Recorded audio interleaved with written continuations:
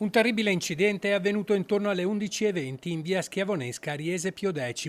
Un uomo di 89 anni, Sergio Piva, residente nelle vicinanze, ha perso la vita. Questa è la 73esima vittima della strada nella Marca, 16 morti in più rispetto allo stesso periodo dell'anno scorso.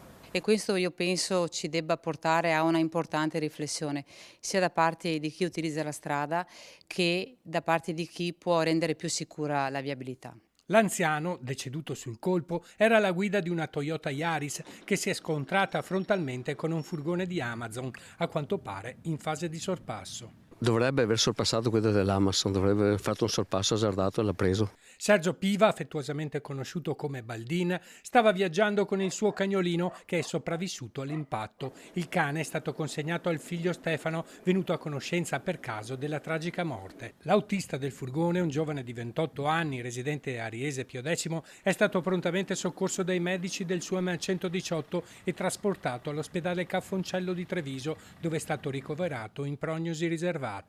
I vigili del fuoco del distaccamento di Castelfranco Veneto sono intervenuti per estrarre dalle lamiere sia la vittima che il ferito. Il traffico nella zona è rimasto bloccato per ore. La polizia locale della Marca occidentale ha eseguito i rilievi di legge. Sergio Piva viveva a soli 500 metri dal luogo dell'incidente ed era molto conosciuto per il suo lavoro come caporeparto alla Berco di Castelfranco Veneto. Quando passava, che io abito vicino a loro, quando passava si fermava, salutava tutti. La tragedia colpisce per la seconda volta la famiglia Piva poiché 35 anni fa il figlio Stefano, all'età di 21 anni, perse la vita in un incidente a Cornuda mentre guidava la sua moto. Stava passando in moto e una macchina è uscita, non so se da caso, da un incrocio ed è morto.